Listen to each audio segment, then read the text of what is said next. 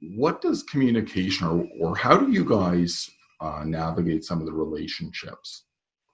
And this is exactly where the elephant comes into play, right? The Too often, whether it's within a family business in general, that mom and dad have been running, or a senior generation's been running, or even just within the family, even if there was no business involved at all, right? All these people have expectations. Your your team, your employees has expectations about what your exit's going to look like. Your customers have expectations about what your exit's going to look like, and certainly your family does it. And everyone has a stake in its outcome.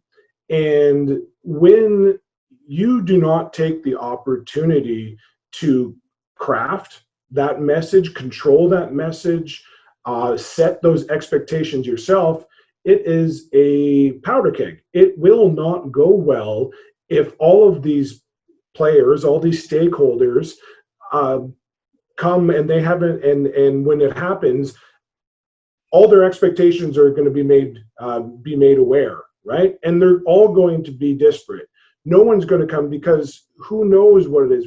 Again, the thing about expectations are, I always remind people, they are, they could be reasonable, they could be unreasonable, they could be wrong, they could be right, but they still are all relevant. And so you are doing yourself a tremendous service by being proactive and controlling the conversation and rolling out the message about what your plans are, even as early as possible in all of it. Now, there's obviously nuance, there's strategy, how to do that. For example, with your employees, right? If they find out through the grapevine, through seeing an email on your desk about a potential sale, and they haven't heard it from you about what your plan is and what your plan is, how it's going to impact them, they're going to feel threatened. They're going to feel insecure, and they're going to, because it's only natural to look out for themselves, to say, okay, well, look, if boss is going to be selling, I've got the stranger coming in, am I going to have a job?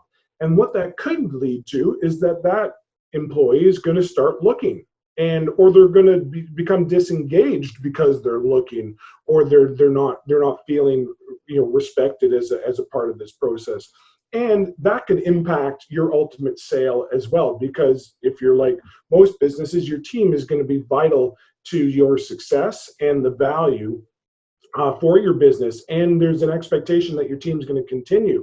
And the idea is to be able to provide them with all the details of your not all the details, but at least the big picture planning on what it is, and going, okay, and this is how you fit into it, right? What that looks like, and giving them the assurances that they're going to have a job, right? If that's what the plan is.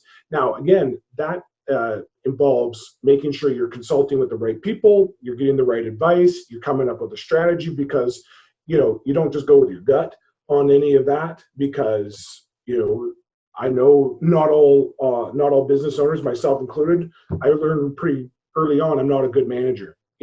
That's where my spouse Karen comes in, right? A little bit of a yin and yang. And so sometimes our guts, when it comes to our team, is not always the best way to go. But the idea is to be able to come up with a strategy to do it and move that forward. And the same with your customers, right? Especially if they've got big customers that you're relying on, who form a big part of your revenue. They likely know that you're getting to the end of the line.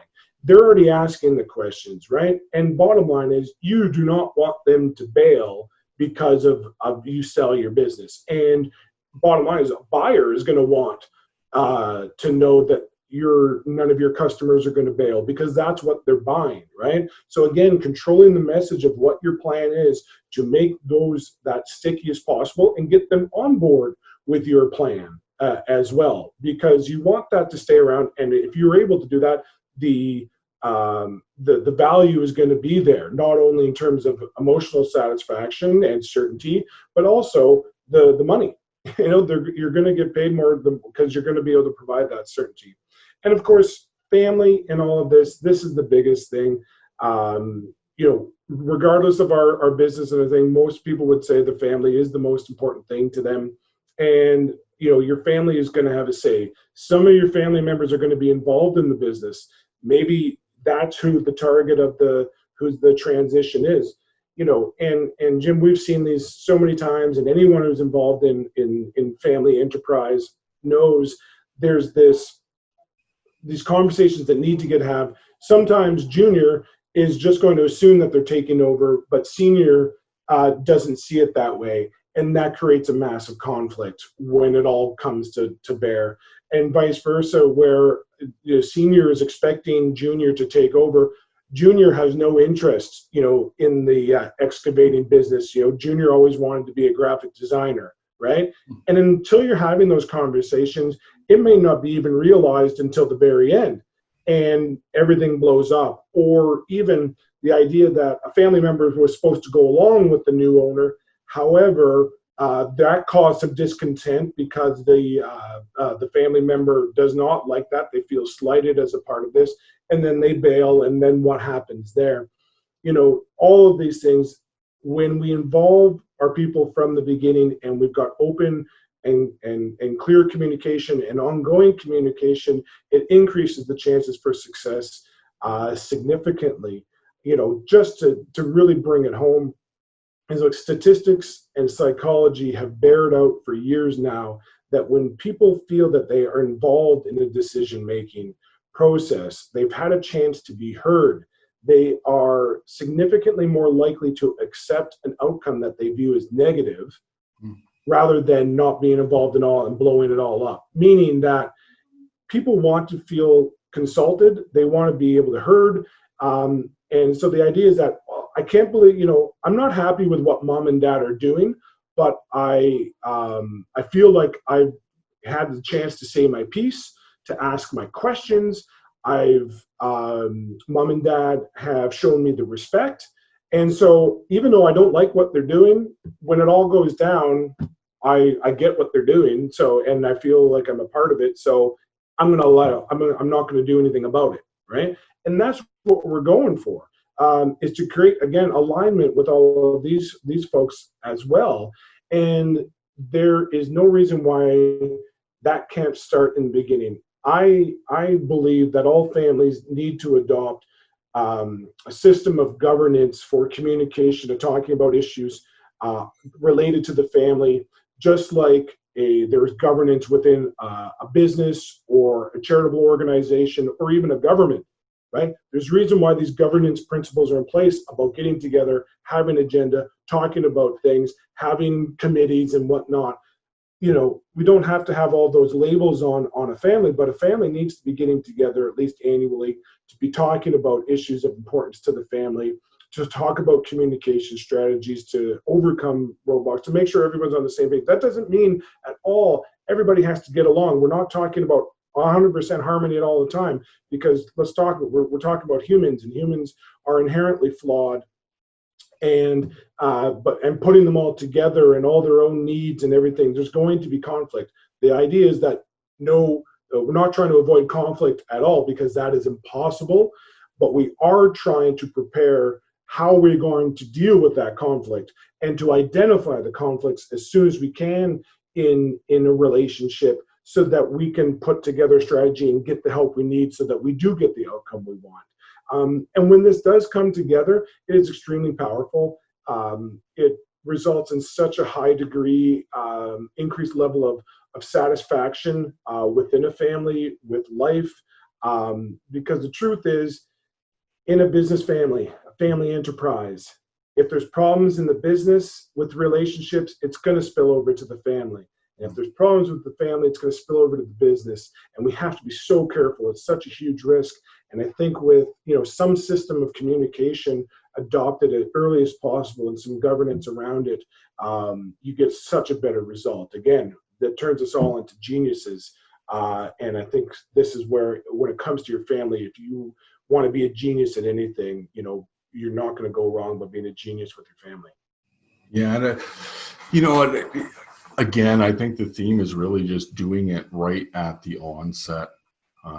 when you start your business, and putting the advisory team together and having good communication flow, especially if you do have a family business. And I think, if you don't, oftentimes you and I, Andrew, you see the spillover effect. We see the issues close to closing. And, I always tell people that, the selling your business is really a pressure cooker situation where, you have a party at the table, you have to execute. If everything's not in place, you're scrambling. And if you're having conversations with your family about the sale of the business for the first time, the chances are there's going to be a delay and there's going to be some flare-ups. Oh, absolutely, right. The old adage of pressure and quality don't mix as well. Comes into play significantly because it's not even a matter of again really putting more emphasis on the emotional side and really understanding this is where the bulk of the issues come from. Because even if we see, and I've seen it countless times actually, is that it's actually not a bad result for the family that, whatever the transaction or transition or whatever it is, it's something that even all the individual members of the family kind of are all okay with. But the fact that it came about at a late hour, that it was dealt, it came from somebody else within the business, not directly from mom and dad or the seniors or whatever it is. And even if you take it out of the business family context, even it relates to all families, right? And when things come out at a late, again, these unmet expectations, that is what triggers the hard feelings, the disagreements, and the talks like that. Right. Okay. So, Andrew, thanks again for joining us. If folks are looking to put the pieces in place, if they're not already in place, or if they're looking for some advice, to plan for their future from a legal perspective, what's the best way for them to reach you? Yeah, either of those are easy enough. Even contact through our website. We have a client services team that will kind of do the initial discovery. Just a phone call is really helpful. I really encourage everyone. It's business, life. We're just we do better when we make informed choices. And the idea is to seek out the information from the folks that have it, that can apply it to your specific situation. And when you engage with a professional in this area, an advisor in any of these areas, sometimes it's just a meeting that can make all the difference, right? Just one meeting, one consultation, and maybe that sets it all up, right? Of course, sometimes it's going to be bigger projects, longer engagements, but don't be put off just by going, okay, well, what's the big picture, commitment? What am I going for? Sometimes it's just getting some nuggets that make difference, and you owe yourself that. Beautiful. Thanks for joining us. Thank you very much. Good chatting with you, Andrew. Awesome. Thanks for having me, Jim. Take care.